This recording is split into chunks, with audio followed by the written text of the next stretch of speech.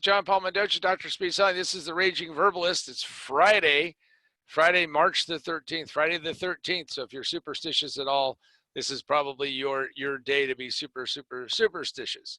And we have with me, as always, lovely Sandra, who will be asking questions. If you have any questions that you want to ask, send them off to us, and Sandra will then appropriately put them in there. And a couple things before we get started for today is that I just want to make sure that everybody knows that next Tuesday is D-Day. It is the day, and that is the 17th of March at St. Patrick's Day, and we're launching the book. Officially launching the book. I mean, the Kindle version is available, obviously, but then the physical book will be available from all sources, all places. So there it is. The exciting book that I hold in my hand will be available, and you can go pick it up. Barnes and Noble, Books A Million, of course, Amazon, and then on the E side, you can get it everywhere: Amazon, Barnes and Noble, Books A Million, and Apple. And of course, technology and Murphy being what they are, that is not Sandra going into the matrix, but she does this from time to time. We don't know how to do that, but we don't know how to undo it either. So today we're going to be talking about a topic which I think is pretty important out there because, well, you may have noticed there's a bit of, well, market volatility going on. Is that a nice way to say it? And every morning when I get my Wall Street journals, they just now, yes, I can get them digitally, but I like to have the physical ones. And so we're going to be talking about that, and Sandra's going to be asking me a few questions because we have some questions already. But just so everybody understands how crazy this is yesterday's headline was Dow's 11-year bull market ends, crash burn sad, and then of course, as if it couldn't get any worse, it did. That the virus batters the economy, and it was the worst one-day drop since 1987. For those of you who are not around in 87, all I can tell you is that that was not a happy day. It was a bad day. In fact, I was planning to go to vacation to San Diego. I was going to buy a new car. Well, San Diego was out, car was out, and away we went. So, okay, so that's what we're talking about. We're talking about market volatility and how this is going to affect businesses and how this is very important for you to kind of think this thing through, because there's some serious stuff going on. Just if you haven't heard this, NBA canceled, NHL canceled, NCAA canceled. There's going to be an IndyCar race in Florida that they are still going to run. Empty stands, only the most important personnel there. It's just amazing. Over 100 countries. There's 195 countries, by the way, if anybody's counting. And but you got to keep your wits about you, especially if you're going to be successful in this thing. So, Sandra, what is the welcome and what is the first question? So, the first question is, what's the domino effect? well, to me, the domino effect is that when one crisis happens, another thing happens at the same time, and you don't anticipate it. Maybe you can survive the first, but not the second. I mean, think about what happened over the weekend. So we have OPEC fighting with non-OPEC, and for those of you who think that doesn't matter, go just look at what happened to the price of oil and therefore the price of stocks. I mean, as soon as that notification came across my phone that the king or the crown prince of Saudi was cutting the price of oil because he was actually fighting with the Russians and Vladimir Putin and the Iranians, who they don't like. And then I went, wow. Now, at that point in time, there was no way for me to bet against the market because it was just happening so rapidly. And I will give you a piece of, unless you're very strong constitution, is that a nice way to say it? If you really have that iron gut, you can like play this thing. But what I'm doing is I'm taking whatever cash I have, I'm holding it out and waiting to see for this thing to bottom and see where the opportunity may lie. I mean, it's going to go up and down and up and down. It's a lot of volatility, but it will eventually straighten out. But the domino effect is is that the virus created a circumstance and a situation. So when the virus hit in China in November or December, we're not quite sure because, kind of a little opaque over there. And as this thing started to spread, and for those of you who don't know where Wuhan is, and I didn't, 11 million people, but I didn't really know it. And 30 something years ago, there was not a single direct flight from Wuhan to other parts of the world outside of China. And now there are 30 cities around the globe where people could fly directly from Wuhan to wherever they want to go. Now, the reason why that became important is that that's how this virus has started to spread. Now, why would anybody want to go to Wuhan? And the reason is that it's an industrial center. So if you're getting things manufactured or have suppliers, so you're going to go there. The other thing that spread it throughout China, which is why the Chinese shut down that entire province, is that the Chinese spent an exceedingly large amount of money to build high-speed trains, and those trains go everywhere in China. And so therefore they had a great mechanism for spreading this virus. And though we can talk about how is this overblown or not, but I can tell you right now that you got to be very careful in how you think about it, and more importantly about how it affects your business. And I'll tell a story a little bit later about how I literally was talking to a coaching client about an hour and a half ago, and how serious it is for his business, and how you may have to think about what corrective actions you need to take. So the domino effect is it kicked off in China. It starts going around. People start becoming aware of it. We start to think about, okay, how do we attack it? And this is, by the way, the first in my mind, high speed global pandemic. Because, and the reason why it's high speed is that we have travel that's much more accelerated. It's number one. And number two is we are caught in this essentially the inside of this echo chamber of information and stuff that's going on, right? So we have lots of amplification going on. And what I hear, if I have to hear another kooky person say, well, what we should have done and should have done, the shoulds are already gone. Horses out of the barn, cows are out in the field. I don't know what other animal metaphor I could come up with, but all of it has to do with the fact that you have to deal with the reality right now. We don't have an answer, so we're working our way through it and trying to figure it out.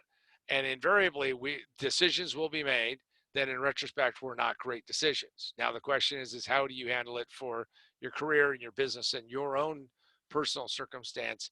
And the reason why it's a domino effect is that as soon as China started clamping down and reducing travel and now making it very difficult for commerce to take place, well, then that started slowing down a variety of things. One of the early indicators that I was watching was how many cars are being sold in China. For those of you who don't know, China is the second largest automobile market in the world. And when they started dropping off, now if something drops 3 or 4 or 5%, that's a bad month. If something drops 20 or 30%, that's a seriously bad month. Well, when China hit like minus 80% from the year before, and the last I heard that they were down 90%, which means they've got these cars nailed to the floor. They're not going anywhere. I can tell you that that's a serious issue. And the reason why it becomes a domino effect is one domino knocks over the next one, knocks over the next one, and it has this accelerant effect. And because of that, so think about it. All these people aren't buying cars. That means they're not buying other things. They're not buying gas. Once they're not buying gasoline, it starts affecting the price of oil. Oil started coming down. I have a lot of clients who deal with that industry, and they were kind of watching it, hoping that it wasn't going to hit the way it has hit. And right now, oil is at an incredibly low price. In fact, I don't know if this was sent out or not, but there's a great meme that shows that just a few days ago, a bucket of chicken from KFC, Kentucky Fried Chicken, for those of you who don't know what that means, was actually more money than a 55-gallon barrel of oil. That's insane, but that's just the way the world works. So the domino effect is one thing leads to another, leads to another. And just like we have all of these closures, we have all of this stuff slowing down. this will affect the world economy, but more importantly, will affect lots of businesses. So that's what the domino effect is. And it does burn itself out, it does work its way through. But right now, we don't know when the pandemic, which has just been called a pandemic, I guess, you had to hit 100 countries before you call it that. Years ago, you would do it sooner, but World Health Organization finally called it that. Again, some people are upset because they're trying to use it, feel that it's being used by political forces.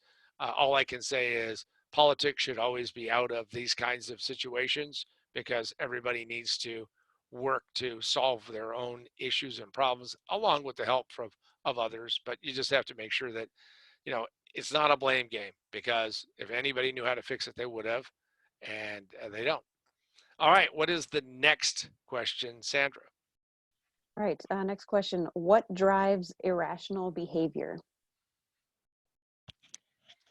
So when you don't know, what drives irrational behaviors is when you don't know, where this is at, how to solve this, what to do about it.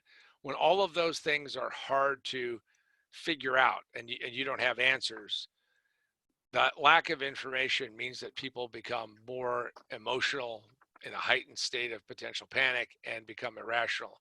So what drives irrational behavior is that people don't have an answer, and they start getting kooky crazy. It's just like going to the Costco and all the toilet paper is gone, and it's like, well, okay, you didn't stock up before, so now you're going to go crazy and stock up now, as if the world is going to come to, some kind of, cataclysmic end or something. I mean, if you're going to be quarantined for 4 or 5 weeks, okay, now you got to think about how much you need. But for the most part, that's irrational behavior. The fact of, what I see people do in the stock market, do panic selling, to me, that's irrational behavior. Now, why? I mean, if you believe that you've invested in sound companies and you're there, now, if you had gains and you didn't take them, well, okay, that happened. But if you sell at a massive loss, well, you have no chance of going back up. Now you may say, but John, I just got to get out. I'll sleep better at night. Well, then you're going to probably take a big hit. If you look at guys like, Warren Buffett, when the market crashed years ago, what did Warren Buffett do? Is that he didn't sell. Because he didn't sell, he in fact, rode it back up. Also, guys like Warren Buffett are sitting on a lot of cash. My guess is they're buying. A couple of days ago, I was reading the Wall Street Journal about Carl Icahn is now buying, more of Occidental Petroleum. They were worth at the peak just a little bit ago, $47 billion. I'm talking about the total company. Now they're down to 11 billion, and Icahn is buying the stock like crazy.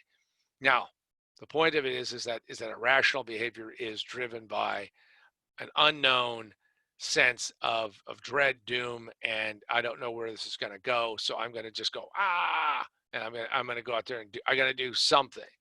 And if you get into that mindset, the downside of it is that you conflate activity, or actually doing nothing productive, with doing nothing, because doing nothing seems like, a bad idea. So my suggestion is always ask yourself 2 or 3 times before you dive in and take irrational behavior and do that emotional response. What's the next question? All right, can you interpret the signs of the stock market, or do you need a Ouija board? It's always interesting when I talk to people about investments and what they're doing. Again, I'm, quick disclaimer, I'm not a registered investment advisor. I'm not giving you investment advice. I'm giving you my opinion. I think that when the market is going up, everybody feels like a genius. And when the market starts going down, they start feeling like they're getting poorer, even though they've never had their money in the pocket. And, you know, when I hear people say, well, it's just a casino, it doesn't matter. Well, it does. Good companies are going to make it through to the other side. The market is going to go through a period of huge volatility right here, because let's face it, we have the largest crisis to hit in over a decade. And the real mistake that people are going to make is they go out and they do something which is going to hurt them, like, take a huge loss or take a huge hit. Now, having said that, one of the things that you might do is turn off the feed to see how bad things are getting and going. I mean, I was talking to a business partner of mine yesterday, and he owns pipeline stocks. Now, I don't know if any of you understand how boring a pipeline industry is. This is for natural gas, but for the most part, it's not going anywhere. I mean, you build a pipeline, you can't move it somewhere else. It can't be outsourced to China. And unless you think that people are going to sit in their cold, dark houses and do nothing, people are going to buy natural gas. Well, this thing is just like falling off a cliff, 25, 30, 40% down. I don't know where it is today, but we were just talking about how kind of nuts that is. And he, in fact, was looking at, it's not going to nibble now, it'll nibble down the road. So I don't think you need a Ouija board unless you're buying stocks that are just kooky, crazy stocks. So you want to make sure they have they're a real company, real earnings, all those things. The most vulnerable are the most hyped, and those hyped can get you into serious trouble, in my opinion. All right, next question. All right. Why irrational fear makes it difficult to be successful? So when you're out there and you have these sense of pangs of anxiety and you're trying to figure out what you're going to do and how you're going to do it, the question is what messages are you going to send out to your own customers, right? Because we deal a lot on this, because again, this is all about the book. By the way, it's probably a good time to talk about the book, which is most businesses fail in the first 5 minutes. Just takes them 3 to 5 years to realize it. Position to win. The point of positioning to win is that you're putting yourself in the best possible position. If someone hears that you're irrational, if someone hears that you're incoherent, if somebody sits there and wonders who this person is and why this person just keeps bouncing off of the walls, the likelihood of them trusting you and buying from you is very difficult. So irrationality, being emotional and being unable to really process what's going on, will mean that most people will want to stay away from you. And more importantly, they're definitely not going to want to sit down and trust you to get something done. There's this whole concept that, how important is it to be consistent? How important is it to be, getting out there and getting things done in life? How important are those things? And I'm going to tell you right now that the smarter and better that you are at controlling these emotional ups and downs, and then projecting a message that you actually know what's going to take place, the more likely is you're going to be successful.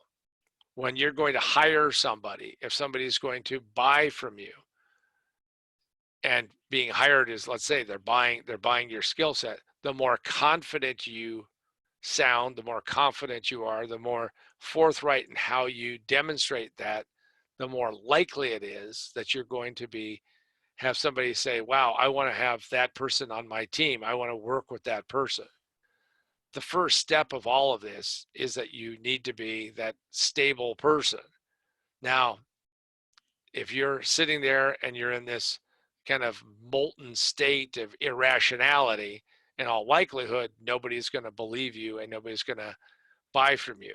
History is filled with lots of companies that lost the trust of their customer base. And once they lost that trust, I can tell you that so many companies never came back, and they didn't come back for all the right reasons.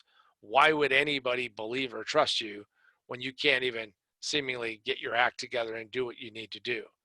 So my suggestion is that you constantly think about what is the message that you're portraying and what you're doing. Because if you don't, what you're doing is whatever you project, whatever you state, is exactly what they think that you're going to do.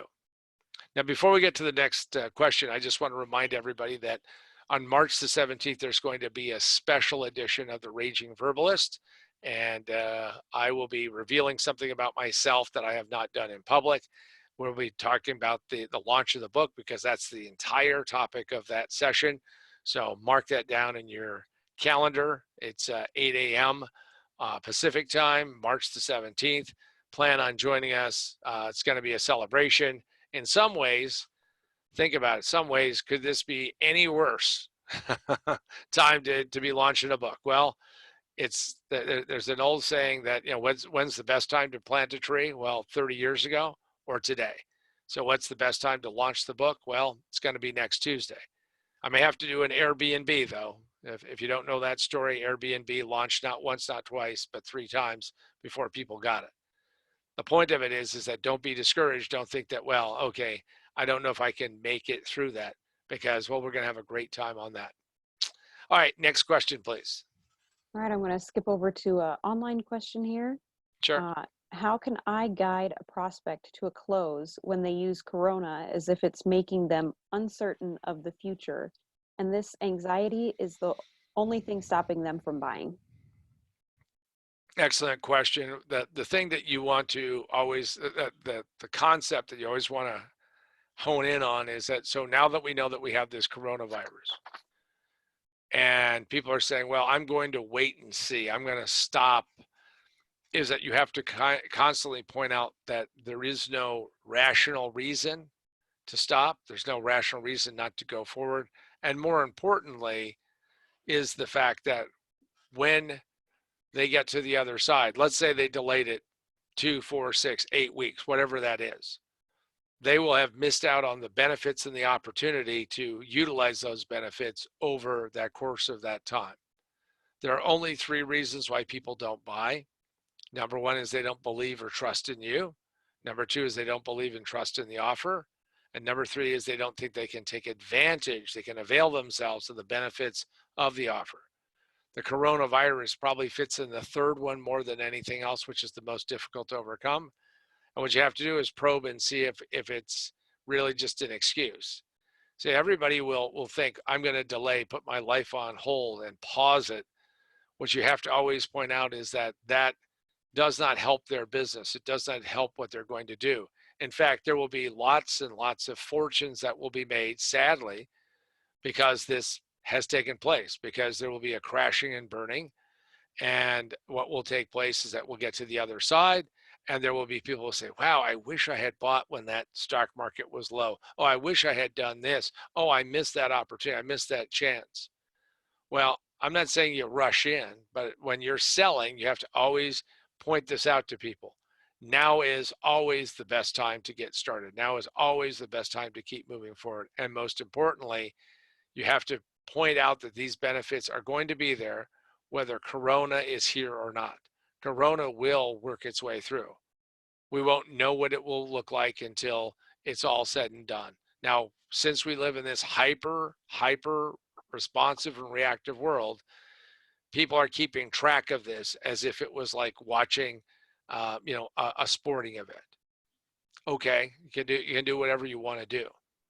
But when I start asking people, because I see this where people go, oh, have so many people infected, have so many people have died, is this really helping you and helping your business and helping your life? Are you really getting something through? Now, if you want to, if people who are at risk, protect them, do what you have to do. If you need to, you need to kind of step away. I just recommended to a coaching client that he not get on an airplane and go see a friend who's going to start chemotherapy soon, because he doesn't know if he's a carrier or not. But I'm going to tell you that for the most part, what you have to do is we have to continue to participate in life, because if you don't, you're making a mistake. And that is the efforts that you have to put together to make that happen. All right, next question. Do we have anything else from the studio audience? Let's see. Actually, the Facebook world. Right. Why do these people throw out their playbook when these types of situations come about? So if you have a playbook and this kind of circumstance happens and you haven't thought through this, what will take place, and I'm getting lots of calls from lots of clients, is that the real question is what you have as a playbook sufficient to get you through? And if it isn't, now what should we do given the current circumstance and situation? Given the fact that we do not have, we will not have complete information. In fact, this is one of those things that when they study it 2, 3, 5, 10, 20 years from now, we'll have a big massive data, which we can then discern to a bunch of facts and actually be able to say, oh, look at this and look at this and how did this happen? But we don't have that. the challenge of life, the challenge of running a business, the challenge of running your own career is that you don't have that ability to see what that's going to be. Now, I'm not saying that you just keep running forward and running the playbook, but what you have to do is say, okay, given what I have, if I have a solid core, what do I have to change to make this work? Because if you don't have that solid playbook, you're going to be in trouble. And the reason why most people throw it out is that, frankly, they may not have believed in it before, or they gave it lip service, or they said, you know what, yeah, it's something I did just to make people happy, but it wasn't something I was really following. If you're actually following it, then what you have to do is say what changes have to be made, what things aren't working, and make those, but make those from a rational standpoint and not from a, you know, tearing everything up and going in the other direction. And in fact, that brings me to, and I know that this is, people are wondering, is my business going to survive? So I'll tell you about a business that I purchased that I had, and this happened because of 9/11. Now it's hard to believe that 9/11, we're coming up on almost 19 years. And what I did was I had a publishing company that I purchased, and I sold to the printing industry, and I helped the printing industry market and promote themselves and advertise. And it was a really interesting business. I bought it. It was a going concern. And because of that business, I would go to the big giant conferences. And just before 9/11, on September 7th, 8th, and 9th, which was a Thursday, Friday, and Saturday, I was in Chicago. And being in Chicago, I had speaking slots, and I talked about what was going on and how to utilize marketing and how to do the right thing and all of that. And it was a good crowd. It was a good group of people. The marketplace at that point in time was being, you know, kind of being tipped around a little bit because this thing called the internet was really starting to hurt it, and what was taking place. And then, people were printing less, and, well, change was afoot. And so I left Chicago on that Saturday, which was the 9th, and I flew home, knowing that on Monday, the 11th, I would have to go and fly to Arizona, go to Phoenix, and then Dallas, and eventually Atlanta. Now, what I had put together was a distribution deal with this association, and they were a nonprofit, but they made their money by selling memberships and, in fact, selling publications. So essentially, I published this big giant kit to tell people how to market their business. Had spent a lot of time and energy and money to have a sales letter put together, and with the help of guys like Dan Kennedy, had a really good sales letter. And because this nonprofit had access to, of all things, surprise, printers, they could actually get the entire sales letter, 16 pages, 18 pages, or actually 20 pages when you put the wrapper around it. So we had 20 pages in this circular that we would send out. And it was the exact and complete sales letter that we were sending out essentially to cold traffic. Also, because they knew every single printer in the United States, they actually mailed to everybody. Now, they got the printing for free because they got it donated. They actually were, since they're a nonprofit, they got a deal on postage, so we would send it out bulk pre-sorted nonprofits. That was a deal. And we sent it out to 58,000 printers on a regular basis. Every promotion that we had done up until that point in time was bank, was money, was incredible. We'd send it out. People would get it, even though we had a low response. We'd have a certain number of printers who would finally read it. The same one went out on a periodic basis. We changed the color of the paper. We did a couple other things. But for the most part, it was our control. It was what worked as a direct response item. And away we went.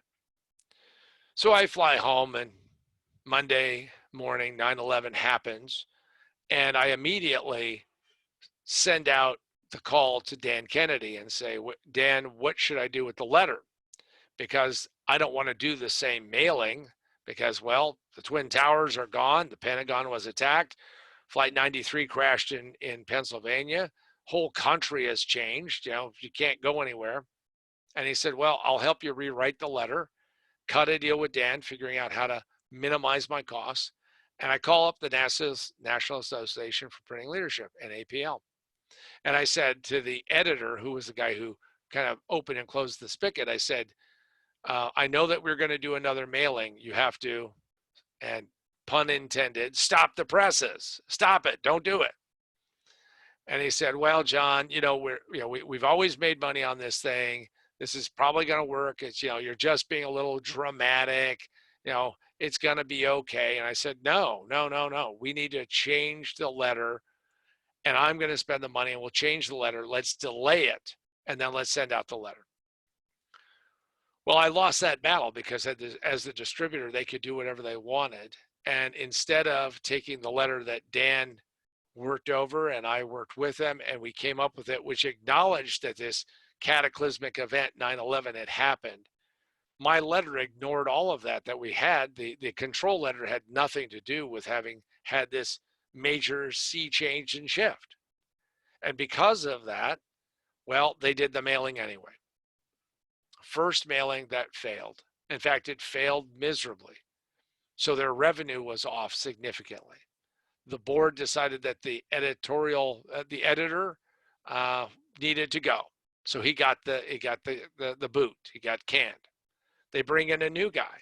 Well, the new guy shows up, no understanding of what's gone on before, didn't care what happened before, didn't care that the story I just told you, hey, we have the letter.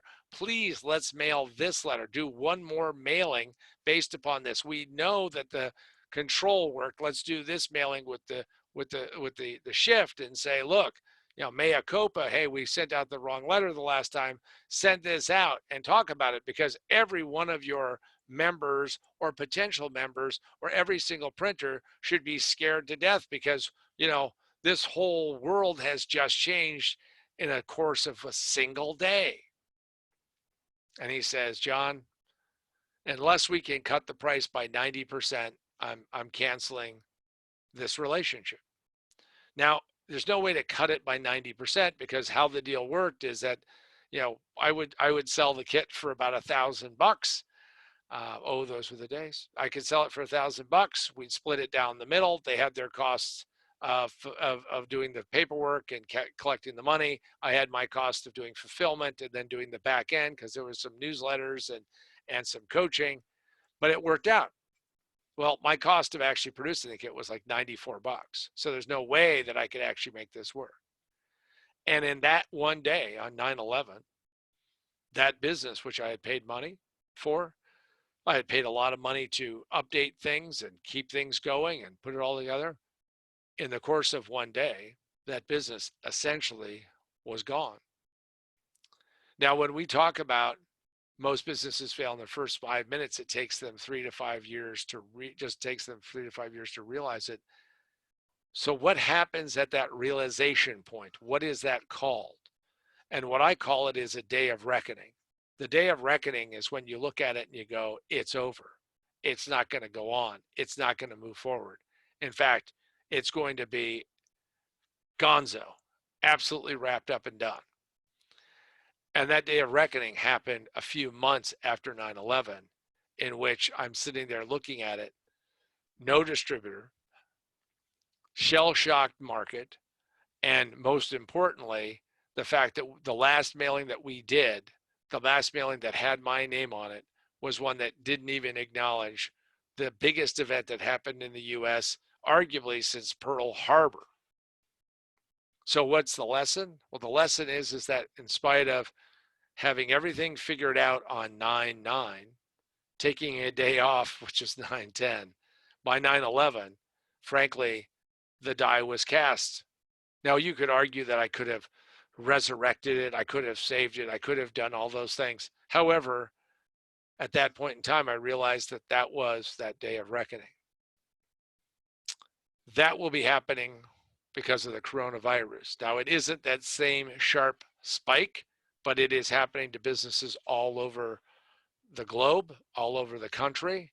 And in fact, it is something that I know as my experience as a turnaround specialist, is that my phone will start to ring. In fact, it's already started, about if we don't change some things, John, we're afraid we're not going to make it through to the other side.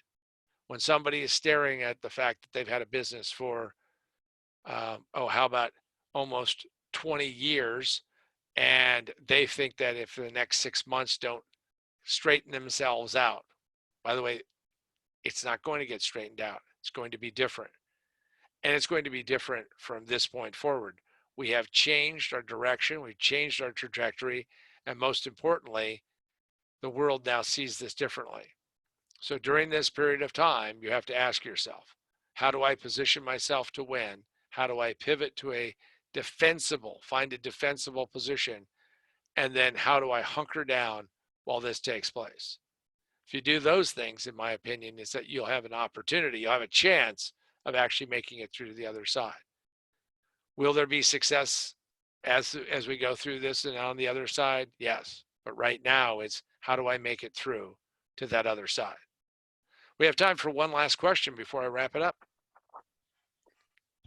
Will the world ever be the same again? The short answer is no, because we are learning how interconnected we are. When people say that we're going to go to, well, yeah, we're going to go back to the way it was, we never go back. We can only go forward. It's the only direction we can go. Now, going forward may look different, and I believe it will. So the answer is I don't think we're ever going back to the way it was.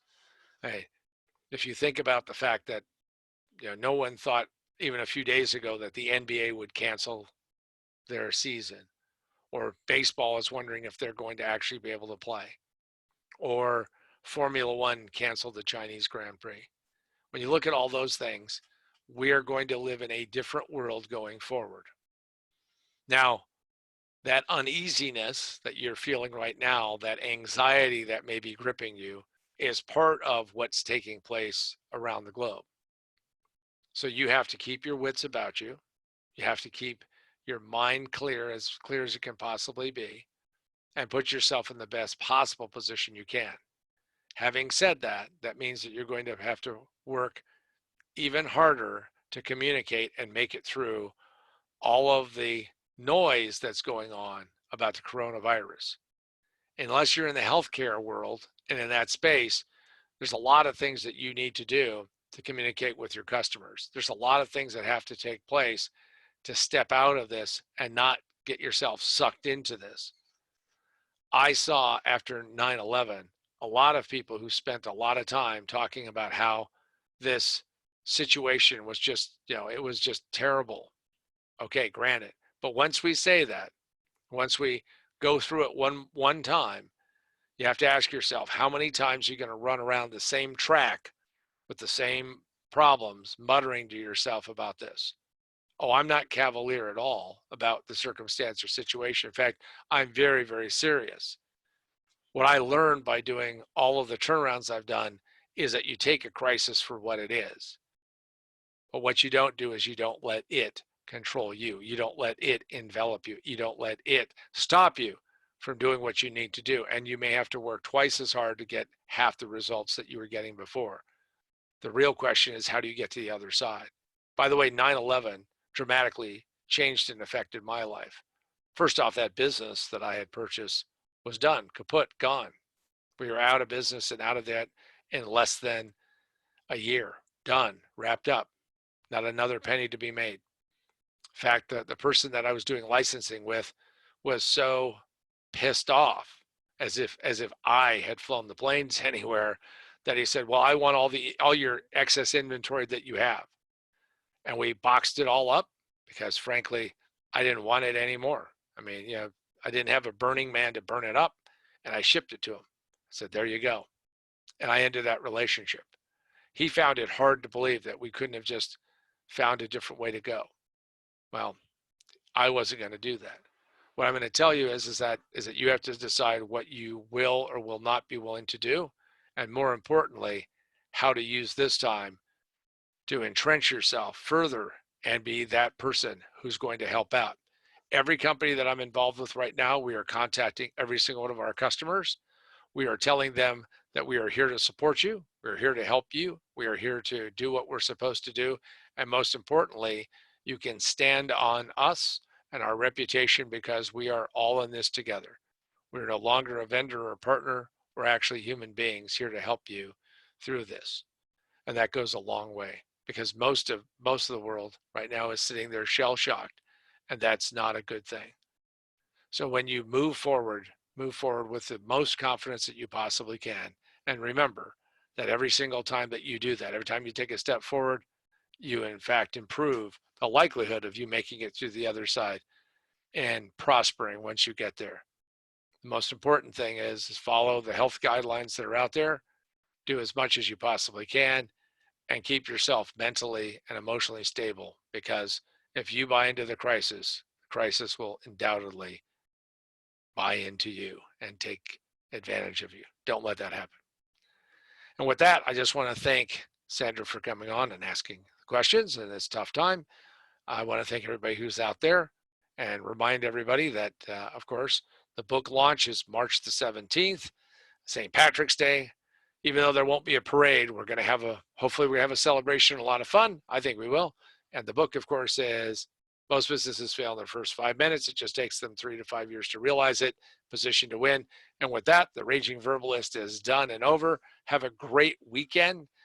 Get away from this. Don't continuously listen to a news feed. Go watch something good and funny and happy or something.